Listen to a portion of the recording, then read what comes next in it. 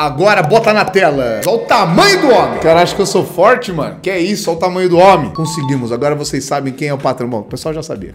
Quem é de casa já sabia. Agora teremos imagens do patrão. Patrão, qual que é o vídeo mais assistido do canal? Como vender brand para negócios locais? Como vender brand para negócios locais. Eu acredito que o vídeo de hoje tem potencial de se tornar o primeiro, tomar o lugar desse vídeo do Pequenos Locais. Por quê? Porque o vídeo de hoje nós também vamos falar sobre branding para negócios locais. Só que nós vamos fazer mais. Nós não vamos simplesmente falar, não vamos simplesmente trazer conceitos, nós vamos mostrar o projeto. É isso. Então é o seguinte, da estratégia para o design em 5 passos, estudo de caso, Moura Academia. Se você tá aí, designer, achando que... não consigo usar branding, essas coisas que o Lona fica falando, não consigo passar isso daí pros meus clientes são pequenos, eles não... Eu te garanto, a Moura era muito menor do que os seus clientes quando eu comecei a trabalhar com eles. Bota uma foto do começo da Moura, que dá até vergonha. Parecia uma oficina de carros ou uma clínica clandestina também, era difícil saber a diferença. E a Moura era esse caso, tá? A Moura, principalmente, é o seguinte, a Moura, quando eu peguei a Moura, pós-pandemia, não sei se vocês lembram, mas academias foram um dos negócios que mais prejudicaram, porque foram os primeiros a fechar e os últimos a abrir. Então, a situação, se eles já eram um negócio pequeno, eles estavam um negócio negativo quando a gente começou a trabalhar. Por isso, achei relevante trazer para vocês aqui o case da Moura para mostrar para vocês como que acontece o caminho entre estratégia e design. Roda a vinheta. Quando eu falo roda a vinheta é porque eu tomei cafeína demais. Vamos fazer como, patrão? 5 passos. Vamos explicar em 5 passos como que aconteceu esse projeto da estratégia até a identidade. Passo 1. Entendimento profundo sobre a marca. O que eu tô querendo dizer? Como que você começa um projeto pela estratégia? O melhor lugar para você buscar referências para fazer projetos de design de marca não é o Pinterest, nem o Behance, é o seu cliente. Então, esse primeiro passo de entendimento profundo sobre a marca é onde você faz as imersões. A palavra imersão, presta atenção no que ela significa, imersão. Você vai imergir. É como se você estivesse dentro do negócio do cliente. Essa semana a gente fez uma análise de marca ao vivo no YouTube. Teve um projeto muito foda lá da Chácara do Som de... Como é? Desculpa, eu não lembro o nome do projeto. E falei muito bem desse projeto na hora da análise ali. Inclusive, convido vocês a irem assistir esse novo quadro que a gente está fazendo ao vivo. Por mais que você não consiga assistir ao vivo, assiste a gravação, porque aquilo ali é um MBA de branding de graça para vocês. Esse rapaz, ele conseguiu um resultado tão bom porque ele, de fato, fez uma imersão no negócio. Então, ele foi na loja, era uma loja de vinil, né? Ele foi na loja de vinil, ele conheceu o dono. Todos os momentos que ele estava falando no case, ele começava explicando. Não, porque o seu Valmir, que era o dono do lugar, o fundador, o seu Valmir era apaixonado por tal coisa, o seu Valmir tinha o hábito... Então, assim, quando eu falo fazer uma imersão no negócio, né, uma imersão na marca, é você fazer uma imersão na vida do fundador. É você ir buscar, de fato, as histórias de origem, as histórias de criação. Você identifica os princípios e os valores da marca nesse lugar. A Moura foi uma coisa que me chamou muita atenção, foi um projeto que me chamou muita atenção, porque, na minha visão, eles tinham tudo para dar errado. Não tinha equipamento bom, não tinha estrutura boa, era feio, mas estava sempre cheio. E aí eu comecei a perceber, cara, uma empresa que consegue juntar uma comunidade fiel, alguma coisa está fazendo direito. A coisa mais difícil para qualquer marca é conseguir criar uma comunidade. E eles fizeram isso. Então vamos entender. E nesse momento, nesse primeiro passo, eu comecei a, de fato, escutar os fundadores, os donos ali, que são professores de educação física, são professores de treino. Inclusive, um deles, que é meu sócio hoje, é meu treinador. E quando eu fui conversar com o meu treinador, eu descobri, cara, que aquela comunidade estava ali muito por causa de como ele exercia a profissão dele. A paixão que ele tem pelo treino. O cara é formado em educação física, tem pós-graduação em biomecânica, pós-graduação em fisiculturismo, agora tá fazendo faculdade de nutrição. É como eu falo pra ele é um nóia do fitness. E quando eu fui lá conversar, fazer essas imersões, escutar os donos, escutar os alunos, quando eu fiz tudo isso, eu entendi que a essência ali da Moura, que naquela época nem chamava Moura, chamava Fitness Form, tava nessa paixão de um dos donos, né? E como ele sempre encarou a musculação como um esporte. A gente esquece disso, né? Hoje em dia, o fato você pode ir treinar em qualquer academia de rede, você paga baratinho, entra lá e ninguém vai te perguntar se você sabe treinar, se você não sabe, você simplesmente entra e começa a fazer o que você quiser. E é por isso que aquela academia, por pior que ela fosse aos meus olhos, ela sempre estava cheia.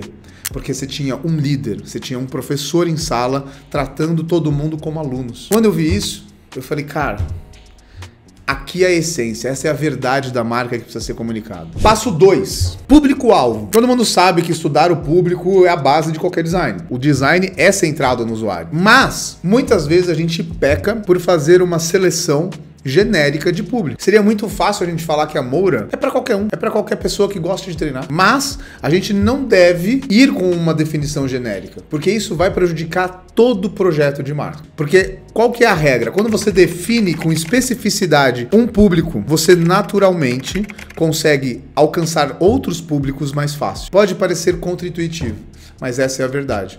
Quando uma mensagem ela é muito direcionada e muito específica para alguém, ela também se torna mais fácil de ser percebida por outros tipos de pessoas. Um exemplo disso é o Todinho. Todinho é uma bebida de crianças, para crianças, né? A embalagem é infantil, existe um fantoche ali, um avatar, um brinquedinho que é o Todinho. Ele é todo construído para ser uma coisa que atrai crianças. A comunicação do Todinho central é para crianças. Só que mesmo quem não é criança consegue aproveitar uma parte dessa comunicação que faz sentido para ela. Ou seja, o adulto que sai de manhã rápido e pega um Todinho e vai tomando no caminho para o trabalho, ele não está interessado na parte da brincadeira, mas ele se interessa pelos atributos de ser um produto nutritivo, gostoso, que serve como uma mini refeição que você pode fazer andando. Esse é o exemplo quando eu falo. Quando a proposta é específica e clara, você acaba também atingindo mais pessoas. Então a gente definiu o quê? Quem são os clientes da Moura? A gente percebeu, cara, as pessoas que vão na Moura são pessoas que, primeiro, elas realmente gostam de treinar. Elas realmente estão interessadas em treinar. Segundo, são pessoas que, justamente por gostarem de treinar, elas se sentem desconfortáveis no ambiente das academias de rede. Um ambiente exclusivo.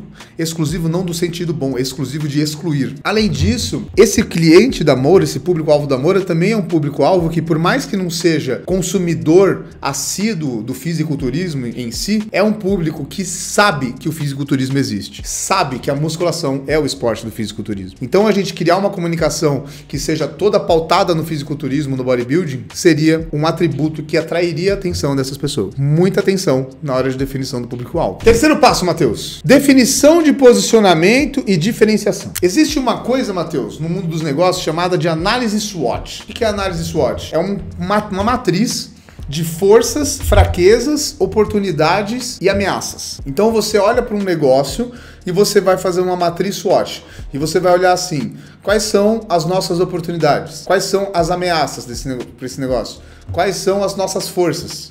Quais são as nossas fraquezas? E por que eu tô falando isso? Porque quando é um jeito interessante de explicar para as pessoas o que é o posicionamento. Posicionamento muitas vezes tem essa função de entender quais são as forças e fraquezas do negócio, da marca, e comunicar de uma forma que posicione as forças como forças e as fraquezas também como forças. A Moura, por exemplo, era uma academia, como eu disse, uma academia que não tinha investimento, não tinha dinheiro para fazer investimento em infraestrutura. Você não ia encontrar as máquinas importadas que você encontra em outras academias de rede. Ao mesmo tempo, o atendimento da Moura era completamente diferente de uma academia de rede. Afinal de contas, a academia de rede mal tinha um atendimento. Então, o que a gente fez? Falei assim, bom, vamos usar as nossas forças e fraquezas a nosso favor. Então, como que nós vamos fazer isso?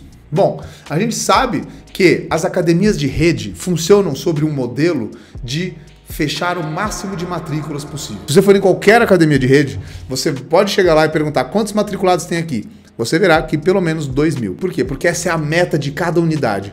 Se não bater esse número de matrículas, eles não conseguem fechar a conta. Eles são treinados para fazer você pagar a matrícula, mas não são treinados para fazer você ir pra academia todo dia. Até porque se fossem todo dia, né, Matheus?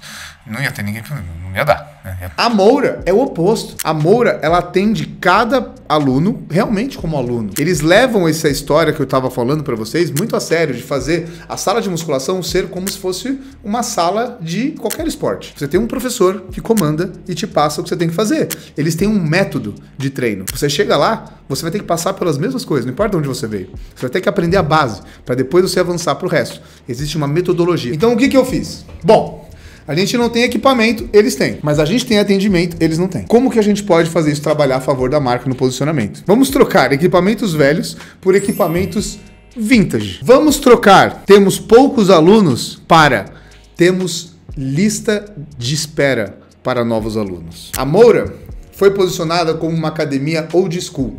Uma academia que faz alusão à época de ouro do fisiculturismo, da década de 70 e 80. A gente trouxe esse caráter de academia vintage justamente porque a gente sabia que os equipamentos de última tecnologia nunca seriam uma realidade pra gente. Então, a gente conectou isso com a história de trazer a referência da época de ouro do fisiculturismo das décadas de 70 e 80. E conectou tudo isso com o fato de eles terem uma metodologia de treino e por isso a gente ter na academia um limite máximo de alunos, porque é o limite máximo que eles conseguem atender. Naturalmente, já criando uma proposta completamente diferente e até criando um esquema até de escassez, né? Hoje os alunos chegam na Moura e a gente diz, não tem vaga agora, volte depois. E aí quando você tem essa definição, isso é passado por todos os pontos de contato da marca. Então, quando o posicionamento, ele não só ajuda a posicionar, mas ele ajuda na experiência da marca como um todo. O que já nos leva para o passo 4, que é a criação da identidade visual. Caso você não saiba, meu amigo designer,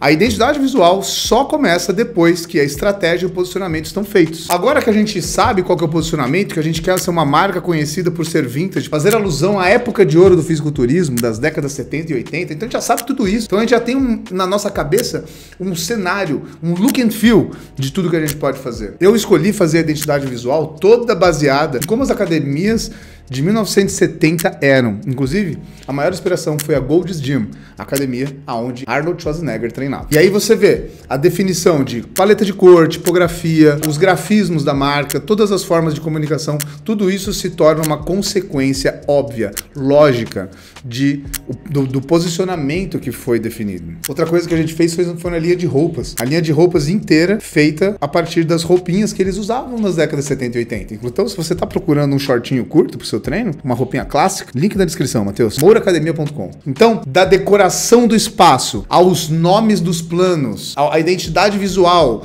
as roupas que a gente desenvolve, tudo isso se torna uma consequência desse universo que começou a ser construído no posicionamento. E agora a gente vai para o último passo. Implementação e comunicação consistente. Como vocês já ouviram eu falar agora há pouco, todo esse universo associativo que vai se desenvolvendo a partir da definição do posicionamento e da identidade da marca. A campanha que a gente gravou com o nosso amigo Plata, que eu fiz a voz em inglês do narrador, aquela campanha maravilhosa, a gente conseguiu achar uma máquina de treino de musculação de 1984, que era basicamente um elástico que as pessoas botavam na cintura, no glúteo, nos braços, que ficava tremendo assim, e eles falavam que aquilo fazia queimar caloria. E aí a gente fez uma campanha do meu treinador, um dos fundadores, o Gabriel Plata, que também é atleta.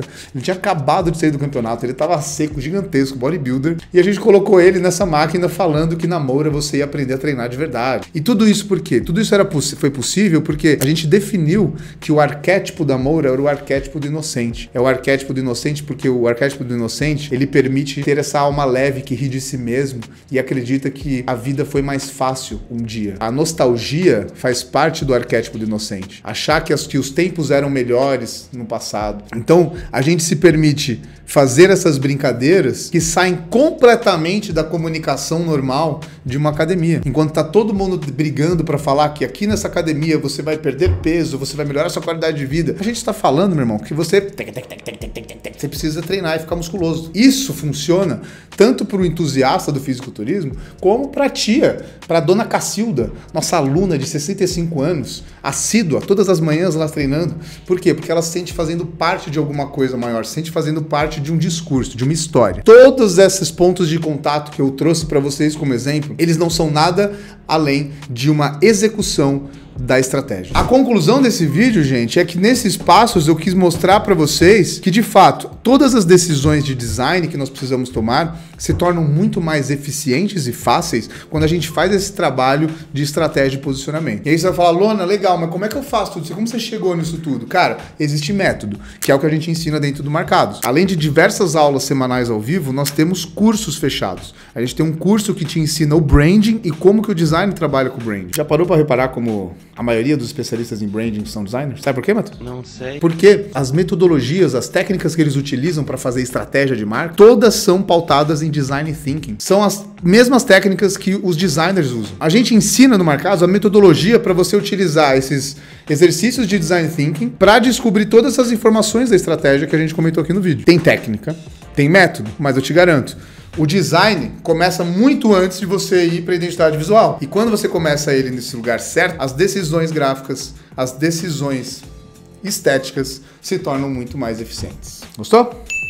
Então, deixa aí embaixo o que você achou desse formato, porque a gente pode trazer outros cases para falar isso aí, né? Da estratégia ao design. Pode ser um formato também, não sei.